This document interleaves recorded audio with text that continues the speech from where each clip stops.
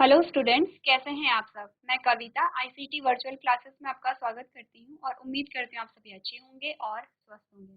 तो क्लास हम chapter number 13 that is photosynthesis in higher plant के क्वेश्चन आंसर्स को डिस्कस करेंगे। कुछ क्वेश्चंस को हमने कल डिस्कस किया था जिसमें हमने कैल्विन साइकिल को देखा था। तो आज हम कुछ और क्वेश्चंस को यहाँ पे डिस्कस करेंगे। तो आइए स्टार्ट करते हैं।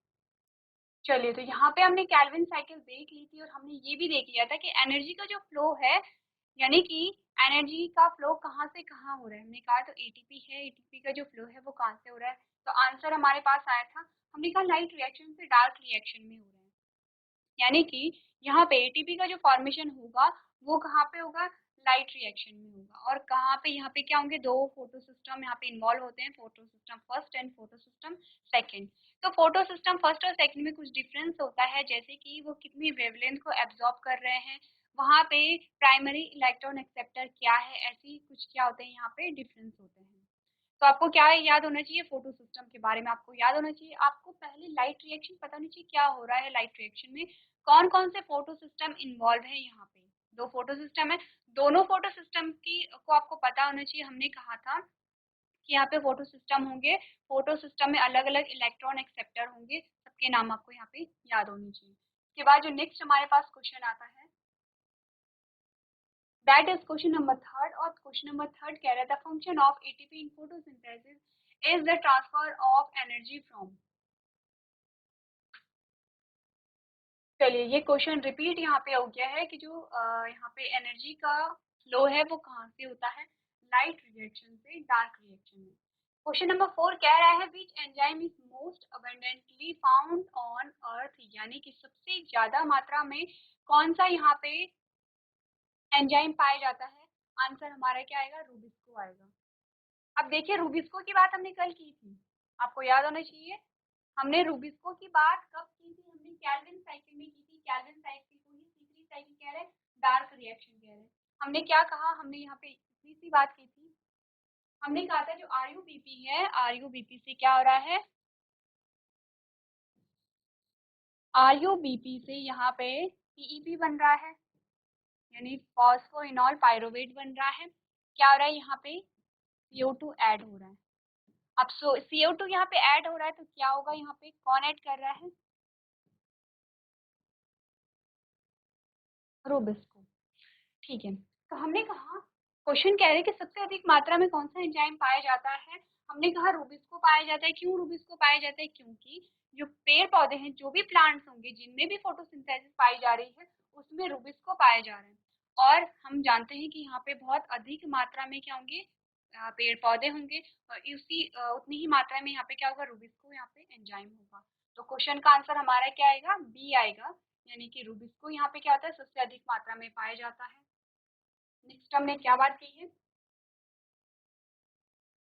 नेक्स्ट हमारे पास आता है क्वेश्चन नंबर 5 और इसमें हमसे पूछा गया है photosynthesis is an oxidative reduction process, the material that is oxidise is, यानी कि कहा गया कि फोटोसिंथेसिस में ऑक्सीडेशन हो रहा है और क्या हो रहा है, यहाँ पे रिडक्शन हो रहा है। तो यहाँ पे हमारे पास कुछ एग्जाम्पल आए और हमें बताना है कि इसमें से ऑक्सीडेशन किसका हुआ है, जो ऑक्सीडाइज हुआ है वो कौन सा यहाँ पे मटेरियल है। तो पहला ऑप्शन कह रहा है कार्बन डाइऑक्साइड, सेकंड कह रहा है NADP, थर्ड कह रहा है H2O और लास्ट है PGM। तो हमारे पास आंसर क्या है, यहाँ पे H2O यहाँ पे आंसर आया है। चलिए, नेक्स्ट हमारे पास जो क्वेश्चन आता है उसमें हमसे पूछा गया है which one of the following is represented by a Calvin cycle. हम यानी कि कैल्विन साइकिल में से कौन, किसे, ये जो चार ऑप्शन है कैल्विन साइकिल किसे रिप्रेजेंट करती है। पहला ऑप्शन कह रहा है रिडक्टिव कार्बोक्सिलेशन, यानी कि कार्बोक्सिलेशन में क्या था, रिडक्टिव कार्बोक्सिलेशन है, ऑक्सीडेटिव कार्बोक्सिलेशन है, फॉस्फो पायरोलेशन है और ऑक्सीडेटिव फॉस्फोराइलेशन है। आंसर हमारे पास क्या आएगा, आंसर आया ए, यानी कि रिडक्टिव कार्बोक्सिलेशन को यहाँ पे क्या करता है, कैल्विन साइकिल इसे बताती है। तो इस प्रकार से आप अपने आंसर को यहाँ पे लिखें।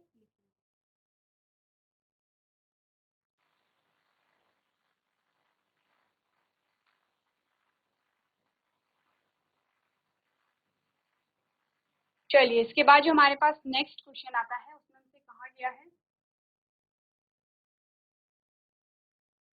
Respiration and photosynthesis both required, यानी कि जो रेस्पिरेशन है, जो श्वसन है, फोटोसिंथेसिस यानी प्रकाश संश्लेषण है, दोनों को किसकी आवश्यकता होती है? ऑप्शन ए कह रहा है ग्रीन सेल्स की, सेकंड कह रहा है सनलाइट की, थर्ड कह रहा है साइटोक्रोम की, और लास्ट कह रहा है ऑर्गेनिक फ्यूल की। आंसर हमारे पास क्या आएगा? साइटोक्रोम की। यहाँ पे दोनों को ही क्या की आवश्यकता होती है। इसके बाद जो नेक्स्ट क्वेश्चन हमारे पास आया उसमें कहा गया है photosynthetically active radiation represent which of the following range of wavelength. यानी फोटोसिंथेटिकली एक्टिव जो रेडिएशन होगी उसकी हमें वेवलेंथ बतानी है। हमारे पास ऑप्शन में आया है 340 to 450 nanometre, 400 to 700 nanometre, 450 to 950 nanometre and 500 to 600 nanometre. Answer हमारा क्या आएगा? आंसर है बी 400 टू 700 नैनोमीटर। देखिए, हमने जब फोटो सिस्टम की बात की थी, दो प्रकार के फोटो सिस्टम की हमने बात की। हमने कहा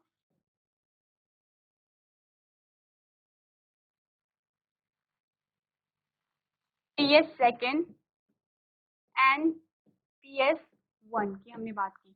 अब हमने कहा कि जो photo system second, photo system first है, वो कितनी नैनोमीटर पे एक्टिव होते हैं, कितने नैनोमीटर पे काम करते हैं? हमने कहा जो पीएस वन है वो 700 नैनोमीटर पे वर्क करता है, और जो पीएस सेकेंड है वो 600 नैनोमीटर पे वर्क करता है। यानी कि यहाँ पे फोटो सिस्टम फर्स्ट में जो लाइट एब्जॉर्ब होगी उसकी जो वेवलेंथ है वो 700 नैनोमीटर होगी, और वहीं हमने कहा फोटो सिस्टम सेकंड, तो यहाँ पे जो वेवलेंथ होगी वो 680 नैनोमीटर होगी। तो देखिए यहाँ पे हमने क्या पढ़ा था, फोटो सिस्टम जब हमने कल बेसिक कुछ चीजें देखी थी, हमने क्या कहा था कि यहाँ पे ये जो रेडिएशन एब्जॉर्ब हो रही है, कौन इन्हें एब्जॉर्ब कर रहे हैं? हमने कहा क्लोरोफिल कर रहे हैं।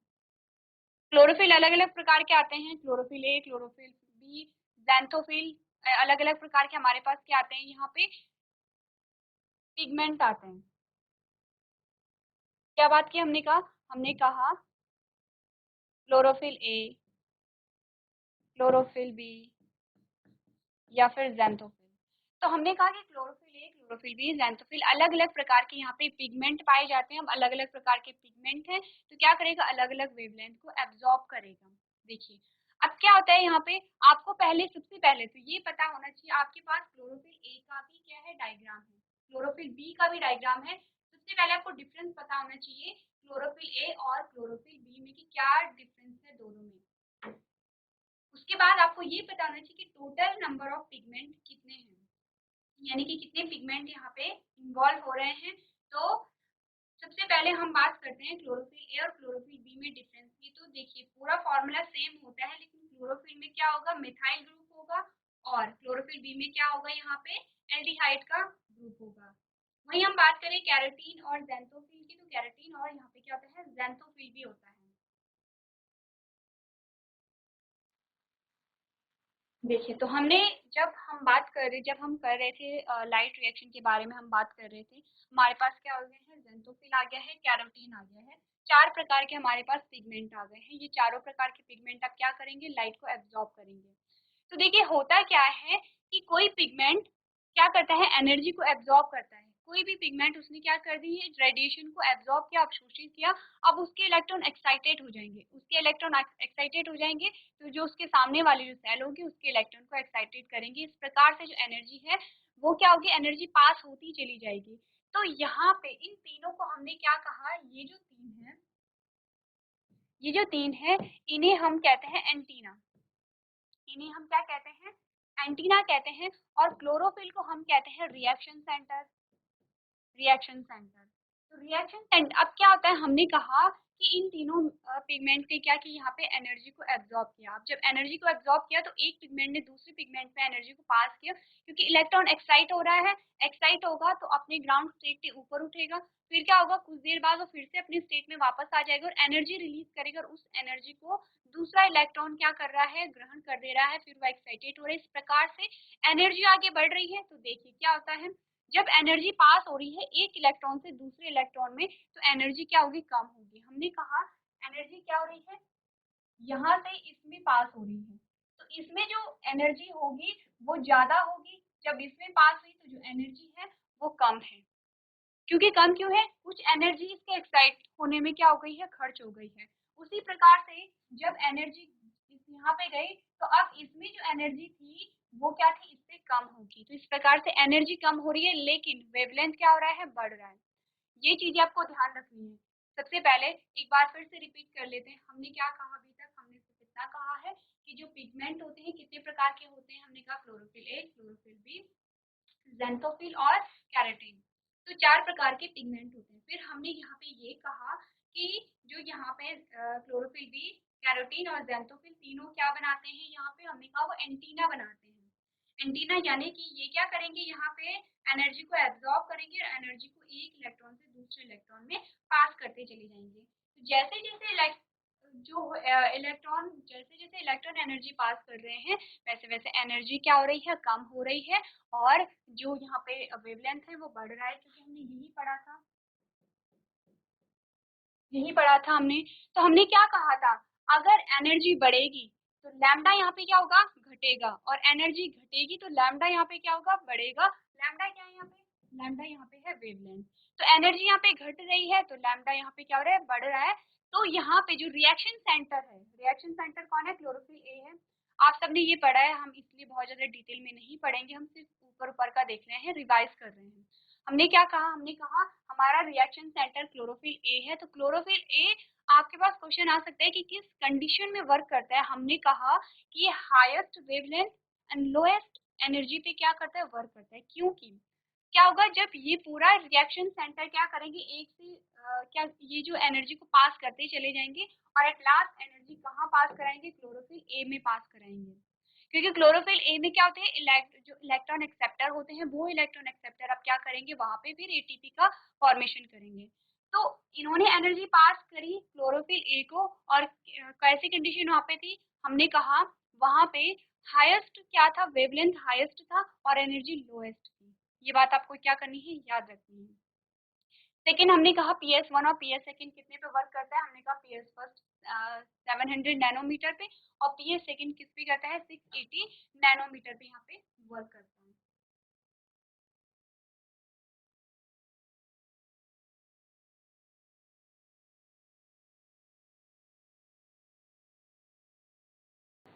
चलिए इसके बाद जो नेक्स्ट हमारे पास क्वेश्चन पूछा गया है,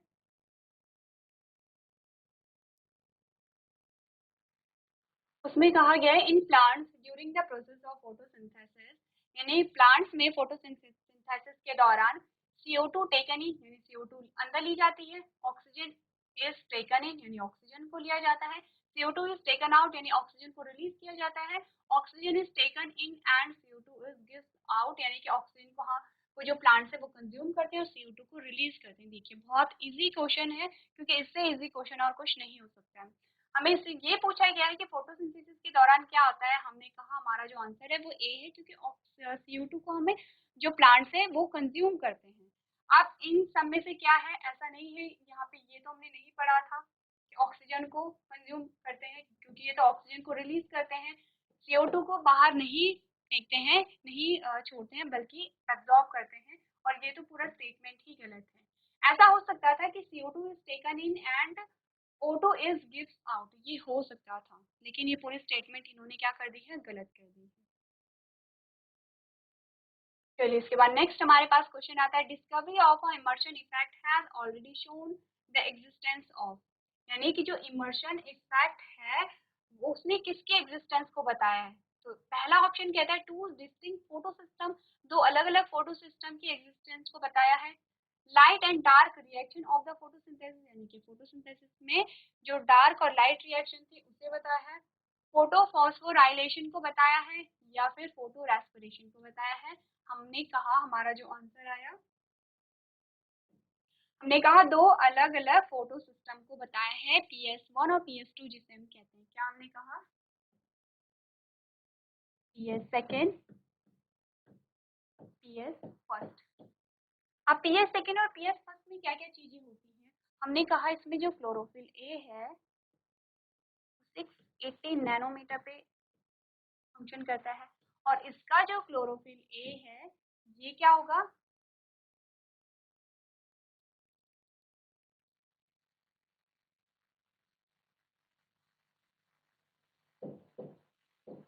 700 नैनोमीटर। फिर हमने कहा यहाँ पे क्या हो गया, रिएक्शन सेंटर होगा, यहाँ पे भी रिएक्शन सेंटर होगा। हमने कहा यहाँ पे जो प्राइमरी इलेक्ट्रॉन एक्सेप्टर है वो क्या होगा, हमने कहा यहाँ पे पैराडॉक्सिन है, और हमने कहा यहाँ पे क्या है, फियोफाइटिन है। देखिए ये सारी बातें हमने पढ़ी हैं। आपको फोटो सिस्टम सेकंड और फर्स्ट में या फर्स्ट और सेकंड में डिफरेंस करने के लिए आ सकता है कि क्या क्या डिफरेंस है। यहाँ पे आपको क्लोरोफिल ए की जो रेंज है वो पता होनी चाहिए। रिएक्शन सेंटर दोनों में होगा, रिएक्शन सेंटर यही है, रिएक्शन सेंटर है तो एंटीना भी दोनों में होगा। हमने कहा कि यहाँ पे जो प्राइमरी इलेक्ट्रॉन एक्सेप्टर है वो क्या है, यहाँ पे फियोफाइटिन है, यहाँ पे पैराडॉक्सिन है, फेरस सल्फाइड है यहाँ पे। तो यहाँ पे आपको दोनों में डिफरेंस पता होना चाहिए। साथ ही हमने यहाँ पे क्या कहा, हमने कहा जो पीएस सेकंड है ये ग्रैनम और जो ग्रैनम थैलाकॉइड है, ग्रैनल थैलाकॉइड और स्ट्रोमल थैलाकॉइड दोनों में प्रेजेंट होते हैं। वही अगर हम फोटोसिस्टम फर्स्ट की बात करें तो ये कहाँ होते हैं, स्ट्रोमल थैलाकॉइड में प्रेजेंट होते हैं। देखिए हमारे पास अब एक और चीज आ गई है, वो आ गए हैं कि थैलाकॉइड यहाँ पे क्या होते हैं।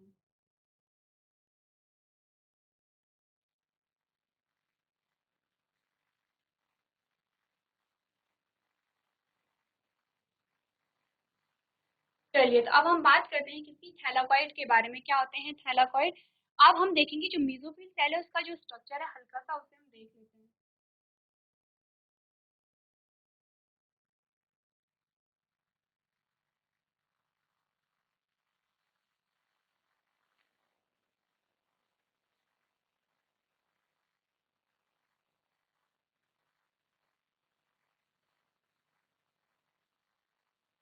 आपने कुछ इस प्रकार का स्ट्रक्चर देखा, तो इस एक स्ट्रक्चर को हमने क्या कहा, थैलाकॉइड कहा, और इस पूरे स्ट्रक्चर को हमने क्या कहा, गैनल थैलाकॉइड कहा। इसी प्रकार से यहाँ पे भी होता है,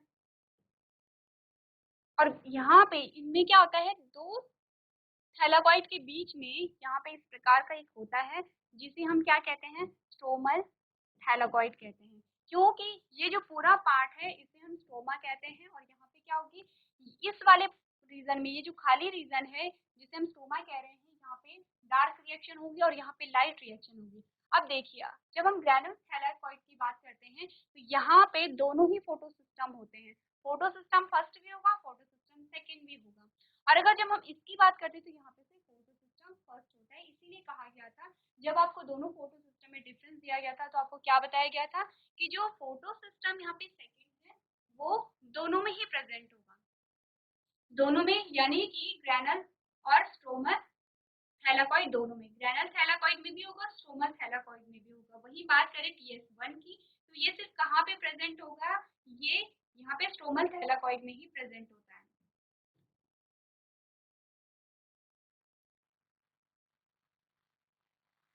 तो क्या डिफरेंस होगा अगर दोनों थैलाकॉइड प्रेजेंट हैं या फिर एक सिंगल थैलाकॉइड यहाँ पे प्रेजेंट है, तो यहाँ पे क्या होता है, एटीपी का फॉर्मेशन हो रहा है, फॉस्फोराइलेशन की प्रोसेस हो रही है।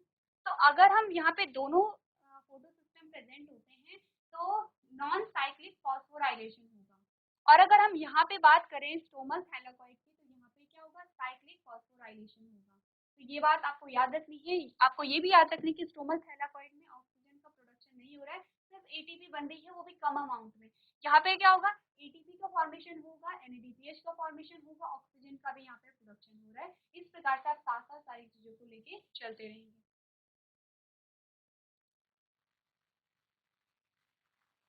चलिए नेक्स्ट क्वेश्चन कह रहा है the concentration of a CO2 in the atmosphere is approximately, बहुत इजी क्वेश्चन है, हम सबको पता है 0.03% है।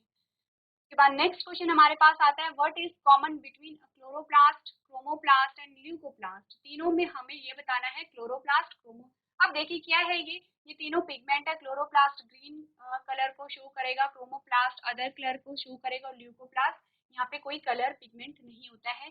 क्या तीनों में सिमिलैरिटीज होती है, क्या समानता होती है। ऑप्शन ए कह रहे storage of starch, protein and lipid, यानी कि तीनों ही क्या करते हैं, स्टार्च, प्रोटीन और लिपिड का स्टोरेज करते हैं, इन्हें भंडारण करते हैं। सेकंड कह रहा है position of a thylakoid and grana, यानी कि इन तीनों में जो थैलाकॉइड और ग्रेना की जो पोजीशन है वो सेम है।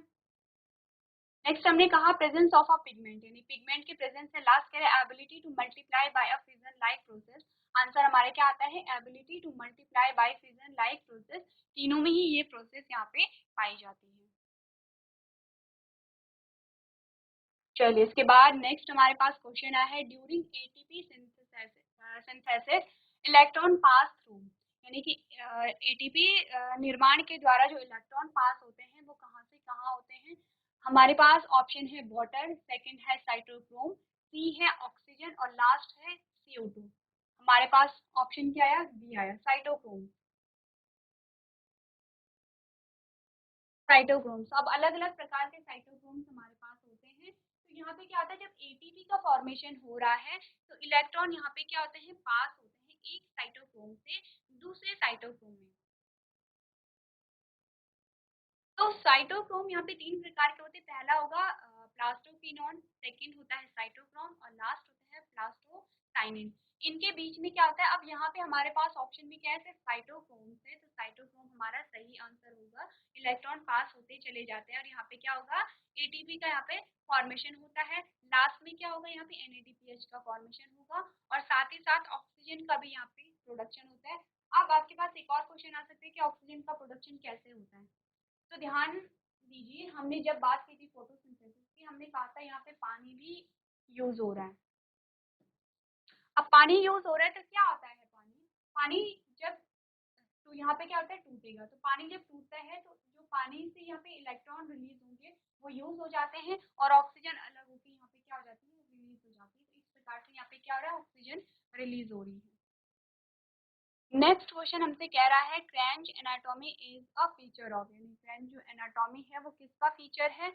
ऑप्शन ए है C3 प्लांट का, बी है कैम प्लांट का, सी है C4 प्लांट का और लास्ट है ऑल ऑफ दी। आंसर हमारे पास क्या है यहाँ पे, कैम यानी CM जो प्लांट्स होते हैं उनका जो फीचर है वो क्या है, क्रेंच एनाटॉमी है। चलिए इसके बाद जो नेक्स्ट क्वेश्चन हमारे पास आता है, उसमें हमसे पूछा गया है which of the following is a 4 carbon compound. हमें बताना है कि 4 कार्बन कंपाउंड यहाँ पे कौन सा है। Oxalo acetic acid, phosphoglyceric acid, ribulose biphosphate और फॉस्फोइनोल पाइरुवेट। हमें बताना है कि यहाँ पे phosphoenol pyruvate, phosphoglyceric acid, ribulose bisphosphate और ऑक्सैलो ऑक्सैलो एसिटिक एसिड। सबसे पहले तो आंसर हमारा क्या होगा, यहाँ पे ए होगा। ऑक्सैलो एसिटिक एसिड क्या होता है, यहाँ पे 4 कार्बन का कंपाउंड होता है। तो ये हमने कब देखा था, जब हम C4 प्लांट में देख रहे थे फोटोसिंथेसिस को, तब हमने क्या देखा था, यहाँ पे ऑक्सैलो एसिटिक एसिड का यहाँ पे फॉर्मेशन हमने देखा था।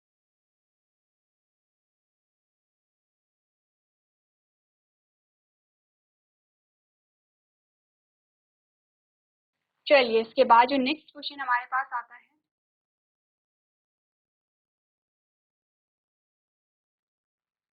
उसमें हमसे पूछा गया है which of the following process C4 cycle occurs in bundle sheath cell. अब देखिए जो C4 प्लांट में जो फोटोसिंथेसिस की जो प्रोसेस चल रही है वो दो सेल में चल रही है। एक तो चल रहा है मेसोफिल सेल में, सेकंड चल रहा है बंडल शीट सेल में। तो हमें बताना है कि बंडल शीट सेल में कौन से प्रोसेस चल रही है। हमने कहा रीजनरेशन हो रहा है, फिक्सेशन हो रहा है, कार्बोक्सिलेशन हो रहा है, डी कार्बोक्सिलेशन हो रहा है। आंसर हमारा क्या आएगा यहाँ पे, डी कार्बोक्सिलेशन। किस प्रकार से यहाँ पे डीकार्बोक्सिलेशन हो रहा है, हमने कहा जब ऑक्सैलो एसिटिक एसिड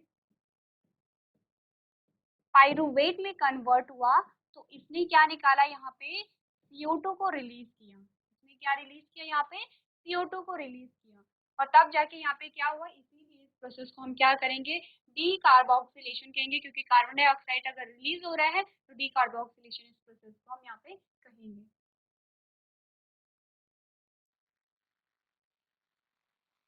चलिए नेक्स्ट क्वेश्चन हमसे पूछा गया है light reaction of photosynthesis occurs in, यानी कि जो लाइट रिएक्शन होती है वो कहाँ पे होती है। हमारे पास ऑप्शन है स्ट्रोमा में, सेकंड है थैलाकॉइड में, थर्ड है ग्रेना में और लास्ट है साइटोप्लाज्म ऑफ द सेल।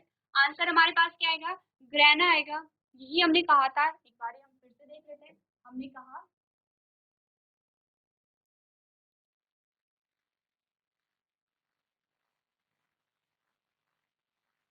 हमने कहा अगर यहाँ पे एक, अब देखिए जो भी पिगमेंट यहाँ पे होंगे इन्हीं थैलाकॉइड में होते हैं, इन्हीं थैलाकॉइड में यहाँ पे क्या होंगे, ये मेसोफिल सेल है, मेसोफिल सेल कहाँ है, पत्ती की मेसोफिल सेल। हम स्टार्टिंग में ही बात कर चुके हैं कि जो फोटोसिंथेसिस की जो प्रोसेस हो रही है वो पत्ती की मेसोफिल सेल में हो रही है। पत्ती के जो मेसोफिल सेल है उसके दो पार्ट होते हैं, एक तो ये होता है जिसमें ये थैलाकॉइड इस प्रकार से लगे हुए होते हैं, ये थैलाकॉइड है, यानी अगर हम एक की बात करें तो एक को हम थैलाकॉइड कहते हैं, अगर हम पूरे की बात करें तो पूरे को हम क्या कहते हैं, ग्रेना कहते हैं।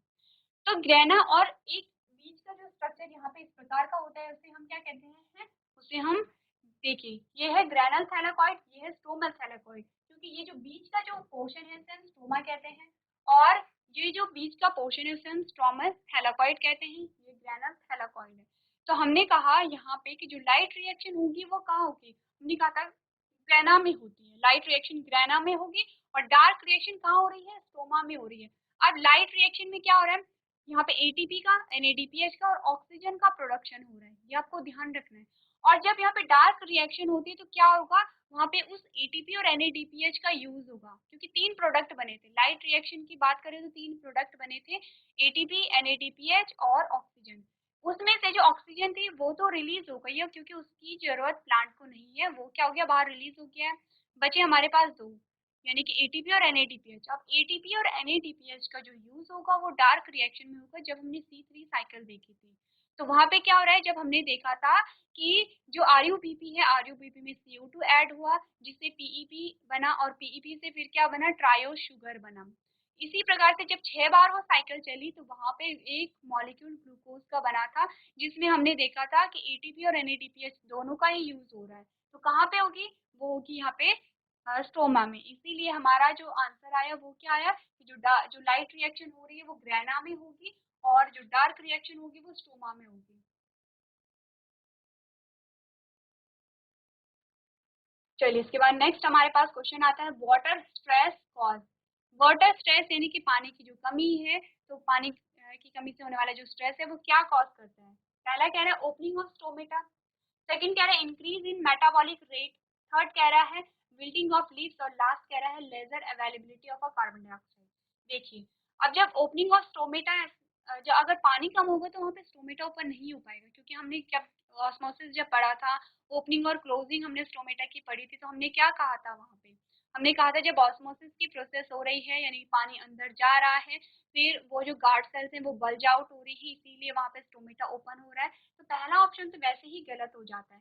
सेकंड की अगर हम बात करें इंक्रीज इन मेटाबॉलिक रेट, कैसे बढ़ेगा मेटाबॉलिक रेट, क्योंकि पानी यहाँ पे इंपॉर्टेंट है, मेटाबॉलिक रेट वैसे ही नहीं बढ़ेगा। तो आंसर हमारे क्या है, सी है, बिल्डिंग ऑफ लीव्स यहाँ पे।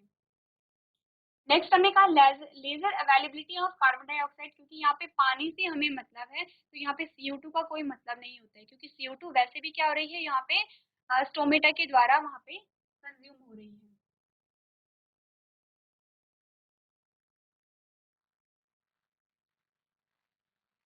नेक्स्ट जो क्वेश्चन हमारे पास आता है उसमें पूछा गया है, photosynthesis is most active in biology, most active in, question सिर्फ इतना है आपके पास।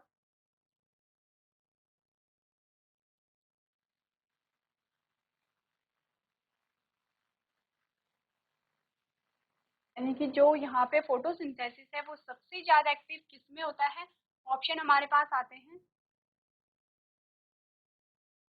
ऑप्शन हमारे पास आता है sunlight, yellow light, red light और ग्रीन लाइट। अब देखिए हमें यहाँ पे जब अलग अलग यहाँ पे एक्सपेरिमेंट हुए थे फोटोसिंथेसिस को से रिलेटेड, तो हमें बताया गया था कहीं पे ऑक्सीजन की हमें इंपॉर्टेंस बताई गई है, कहीं पे प्लांट की इंपॉर्टेंस बताई गई है, कहीं पे कार्बन डाइऑक्साइड की इंपॉर्टेंस बताई गई है, जिससे हमें पता चला है कि क्या क्या यहाँ पे हो रहा है। उसी प्रकार से हमें वेवलेंथ के बारे में भी जानकारी दी गई थी कि जो अलग अलग वेवलेंथ की जो लाइट है उसका अलग अलग इंपॉर्टेंस होता है। तो हमने कहा था ब्लू और रेड लाइट, ब्लू और रेड लाइट सबसे ज्यादा अच्छी होती है, सबसे ज्यादा इंपॉर्टेंट होती है फोटोसिंथेसिस के लिए। और ब्लू और रेड लाइट में से कौन होता है, रेड लाइट। देखिए अगर दोनों ऑप्शन आपके पास आ गए, रेड और ब्लू आ गया, तो आप दोनों को टिक करेंगे। अगर वहां पे रेड भी है और ब्लू भी है तो यहाँ पे तो ब्लू नहीं है, यहाँ पे सिर्फ रेड हमारे पास आता है, तो आप रेड को यहाँ पे टिक करेंगे। इस प्रकार से हमारे क्वेश्चन का आंसर होगा सी। चलिए नेक्स्ट क्वेश्चन हमसे पूछता है, the specific characteristics of a C4 plant is, यानी कि C4 प्लांट का एक विशिष्ट गुण क्या है। तो ऑप्शन में हमारे पास आते हैं bulliform cells, isobilateral leaf, Kranz anatomy and parallel vein configuration. Answer हमारे पास क्या है, फ्रेंच एनाटमी है। ये क्वेश्चन हमने पहले भी यहाँ पे सॉल्व किया है।